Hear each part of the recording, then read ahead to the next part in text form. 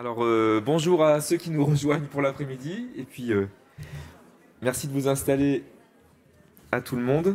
On va reprendre la session de l'après-midi avec pour les 4 orateurs toujours les mêmes règles, toujours aussi strictes que ce matin. 15 minutes pour qu'on ait au moins 5 minutes pour échanger avec la salle. Et donc, pour débuter, j'ai le grand plaisir d'appeler Marie-Christine Rousseau, qui est, je l'ai vu ce matin, qui est là, qui travaille dans les deux assistances publiques, celle de Marseille et celle de Paris, et qui travaille surtout à San Salvador et qui va nous parler d'une toute petite partie de toute la recherche qu'elle a produite autour du polyhandicap. Et donc, je te laisse dire le titre, Marie-Christine. Merci d'être là. Bonjour. Donc, je remercie vivement le comité scientifique et d'organisation d'avoir sélectionné cette communication qui me permet donc de vous présenter ce travail qui porte sur l'évaluation de l'impact de la prise en charge des personnes polyhandicapées sur la qualité de vie des soignants institutionnels. Ok, c'est la première, excusez-moi. Donc, diapositive suivante, le polyhandicap, pour resituer cela. Alors, il y avait une petite animation, hop.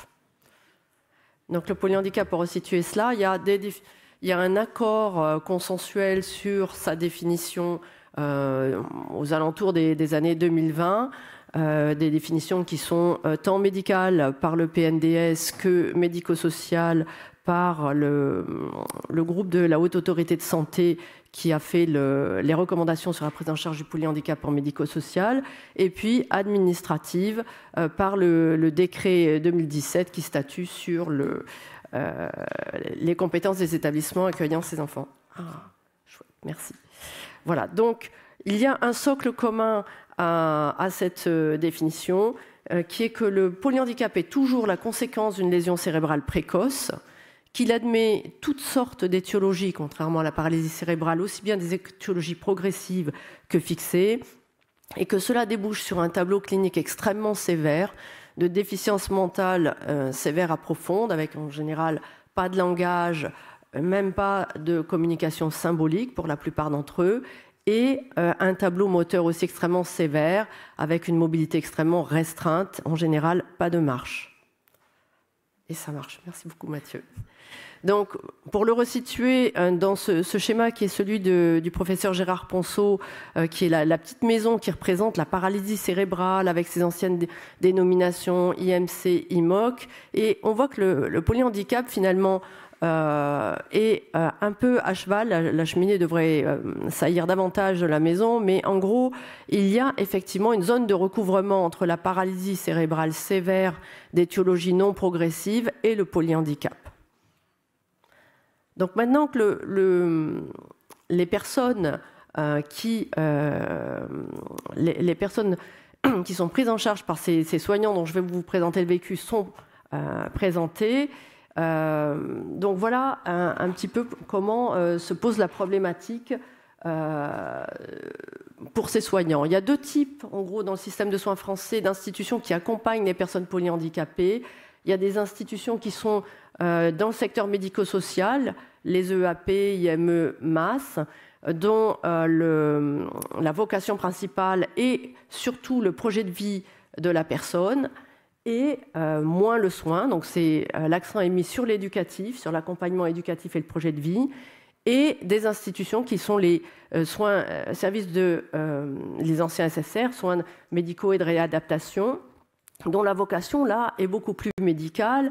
Et justement, le polyhandicap ne rentre pas complètement dans le cahier des charges des SMR, et cela pose vraiment question.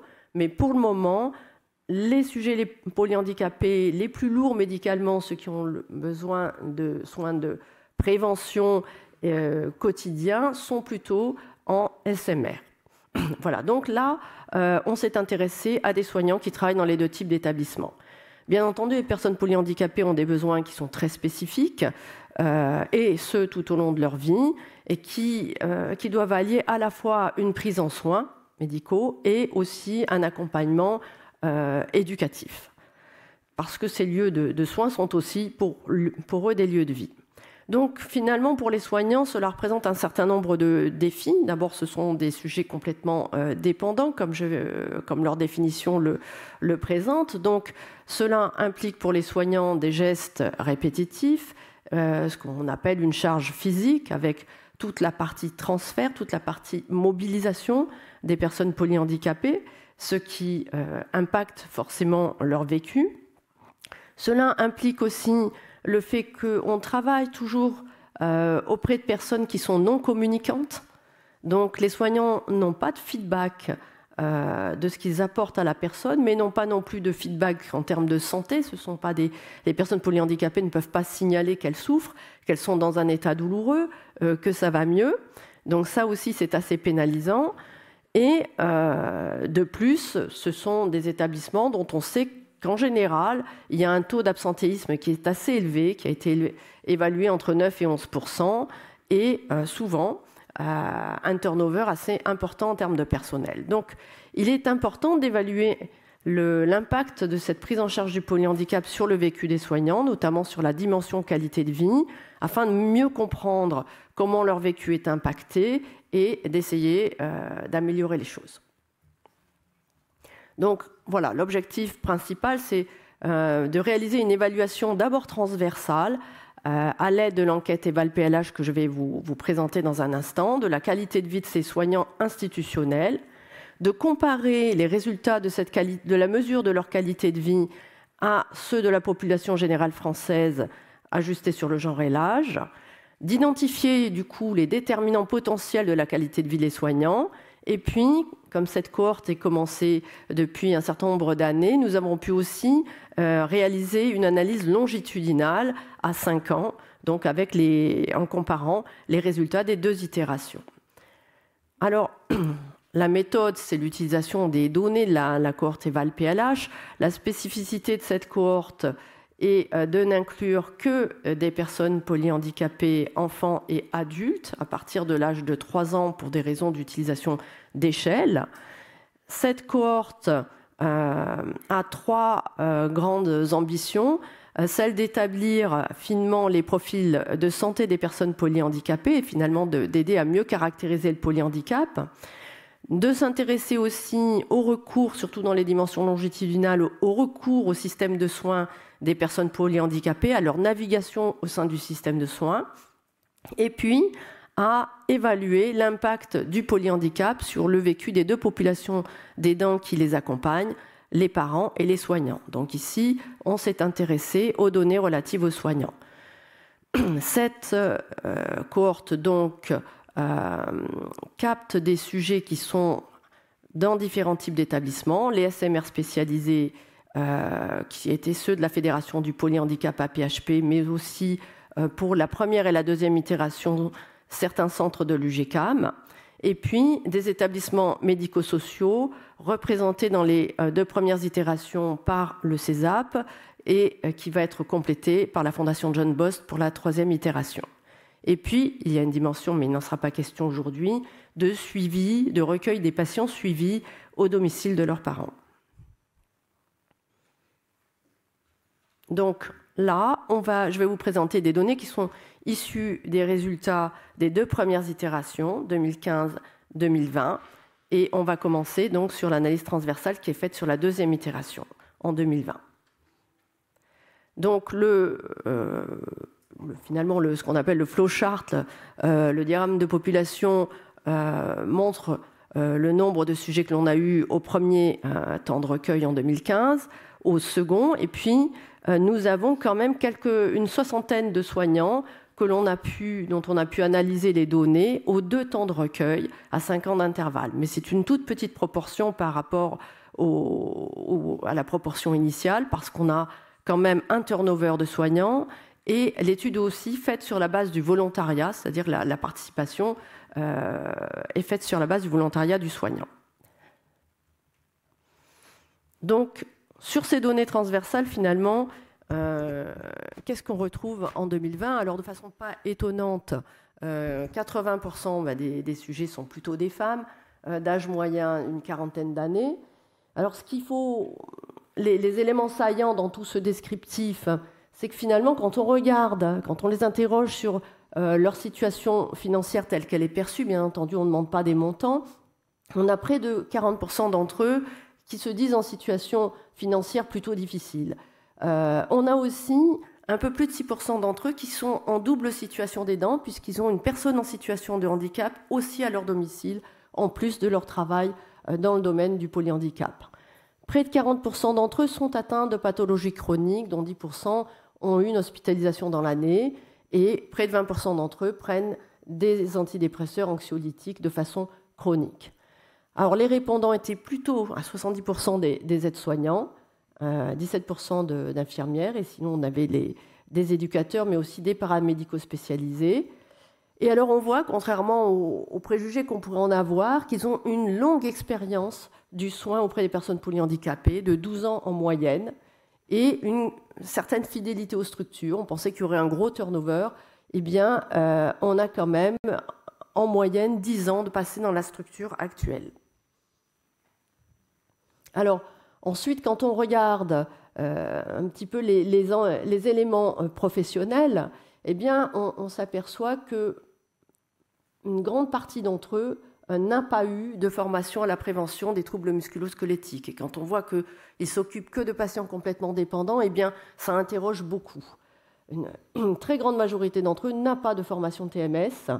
20% d'entre eux ont l'intention de quitter la structure et parmi ceux-là, eh bien, 12% sont en recherche active d'un autre poste. Et quand on demande les raisons alléguées pour quitter la structure, la raison majoritaire, mais ils n'ont pas énormément détaillé les raisons, la raison majoritaire est la surcharge en travail, la charge de travail. Quand on s'intéresse finalement au burn-out, eh bien, on l'a mesuré avec donc l'échelle Malache, eh bien, 40% d'entre eux sont en burn-out très élevé. Alors, la qualité de vie de ces soignants, quand on la compare à la population générale française. Donc, à gauche, en violet, vous avez les soignants, à droite, vous avez la population générale française. Et on a utilisé l'échelle de qualité de vie de l'OMS, qui comprend 4 grands domaines. Nous n'avons de normes françaises que pour les 3 premiers, le domaine physique, le domaine psychologique et le domaine social. Il y a un fait qui est très marquant. Donc, on n'est pas étonné de voir que leur qualité de vie dans la dimension psychologique et sociale est significativement nettement plus basse que celle de la population générale française. Mais leur qualité de vie dans sa dimension psychologique est supérieure à celle de la population générale française. Et ça, c'est un fait étonnant et particulier donc, à cette prise en charge. Alors les déterminants, je vais aller très très vite, on s'aperçoit que finalement, qu'est-ce qui dégrade cette qualité de vie ? Eh bien, c'est l'âge quand il est plus avancé, ce sont les difficultés financières perçues, c'est un mauvais état de santé avec des maladies chroniques, avec des troubles anxio-dépressifs, et c'est aussi un niveau de burn-out élevé, et certaines stratégies dites d'adaptation, ce qu'on appelle le coping, quand elles ne sont pas favorables. Alors, on a une analyse longitudinale sur une soixantaine de soignants, donc sur 5 ans. Et ce que l'on regarde, alors si là, la population générale française est à gauche, on a le temps 1 2015 et le temps 1 à gauche et le temps 2 à droite, pour chacun des 3 domaines où il y a des normes françaises, et on retrouve cet artefact qui est que la dimension psychologique, même sur 5 ans, continue à s'améliorer par rapport à la population, comparativement à la population générale française, dans les 2 temps d'analyse. Par contre, les dimensions physiques et sociales continuent à se détériorer. Il y a même une majoration de la dégradation de la qualité de vie physique à travers le temps, sur les 5 ans. Donc, on confirme finalement, on avait déjà trouvé en 2015 cette espèce de phénomène d'amélioration de cette qualité, de cette dimension de la qualité de vie psychique. Et on était allé d'ailleurs questionner les soignants et on a lancé des études qualitatives dont je n'ai pas le temps de vous développer les résultats ici. Mais les soignants perçoivent ce métier comme un métier qui les aide à grandir et qui a un sens très fort et qui les aide à relativiser les difficultés de la vie quotidienne. Par contre, effectivement, l'âge avancé, le fait de vivre seul, le fait d'avoir des difficultés financières, d'avoir un mauvais état de santé et un niveau de burn-out élevé et pas les bonnes stratégies d'ajustement vont concourir à dégrader cette qualité de vie. Donc, en termes de conclusion un peu opérationnelle, eh bien, on voit que les sujets les plus âgés sont les plus détériorés au plan de qualité de vie et on a envie d'inviter la médecine du travail à faire encore plus attention aux soignants les plus âgés. On a vu que la dimension physique de ces soignants est très détériorée. Ils sont quand même insuffisamment formés pour la prévention des troubles musculo-squelettiques. Donc, bien entendu, il faut renforcer ces niveaux de formation. Et il faut, puisque c'est très souvent questionné, maintenir un ratio personnel soignant-patient élevé. Il est déjà élevé en général dans les services qui prennent en charge ces patients, mais il faudrait le renforcer, en tout cas ne pas le diminuer. Bien entendu, il faut essayer d'améliorer les stratégies d'ajustement. Il y a effectivement des prises en charge psychologiques qui peuvent concourir à cela et travailler sur la prévention du burn-out des soignants. Voilà, ce travail est publié si vous voulez le lire plus dans le détail. Et bien entendu, c'est un travail d'équipe. Donc l'équipe que je vous présente là, Karine Baum-Stark, qui copilote la cohorte EVAL-PLH et qui est la méthodologiste et l'épidémiologiste de tout ce travail. Annie Beltran, notre chef de projet. Et puis Sybille Del Luca et Mariana Saziem, qui sont psychologues, chercheurs. Ilyes Hamouda, qui est épidémiologiste.